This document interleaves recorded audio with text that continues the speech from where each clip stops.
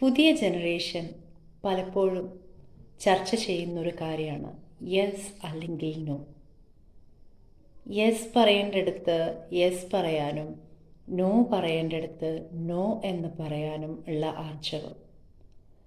അതിനെക്കുറിച്ച് ഒരുപാട് ചർച്ചകളും ഒരുപാട് വിശേഷങ്ങളും വിഷയങ്ങളും നമ്മൾ കേട്ട് കഴിഞ്ഞു.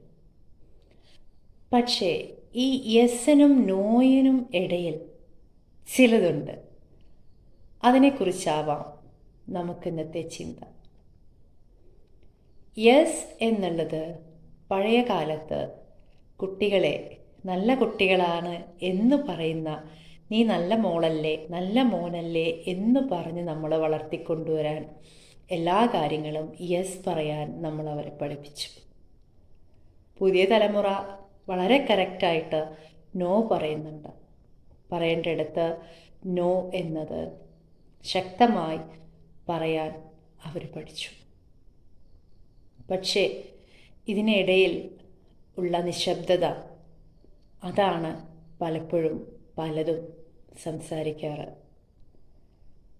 ഈ ജനറേഷൻ യെസ് പറയുന്നതിനേക്കാൾ കൂടുതൽ ആർജവത്തോടെ നോ പറയുമ്പോൾ പലപ്പോഴും പോസിറ്റിവിറ്റി എന്നുള്ളത് ചിലയിടങ്ങളിൽ ഇല്ലാതാകുന്നു.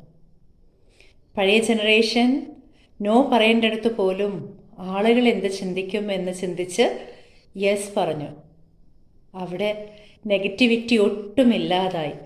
പക്ഷേ അവർ അനുഭവിച്ച ആ ഫ്രസ്ട്രേഷൻ അത് നമുക്ക് തിരിച്ചറിയാൻ പറ്റാത്തതാണ്. അപ്പോൾ ഇതിനിടയിലുള്ള ആ നിശബ്ദത ഉറക്കെ ഉറക്കെ സംസാരിക്കാറുണ്ട്. പക്ഷേ അപ്പുറത്തുള്ള ആളുകൾക്ക് മിനിമം കോമൺ സെൻസ് ഉണ്ടെങ്കിൽ മാത്രമേ ആ സംസാരം തിരിച്ചറിയാൻ കഴിയൂ എന്നുള്ളതാണ്. നിശബ്ദതയെ ഭീരുത്വമായി കാണുന്ന ലോകത്ത് നിശബ്ദത ഒരുപാട് ഉറക്കെ സംസാരിക്കുന്നുണ്ട് എന്നുള്ളത് തിരിച്ചറിയത്തക്ക രീതിയിൽ നമുക്ക് നമ്മുടെ തലമുറയെ വാർത്തെടുക്കാം. കാരണം എല്ലായിടത്തും നമ്മൾ പ്രതികരിക്കേണ്ട ആവശ്യമില്ല, എല്ലാത്തിനോടും നമ്മൾ പ്രതികരിക്കേണ്ട ആവശ്യമില്ല.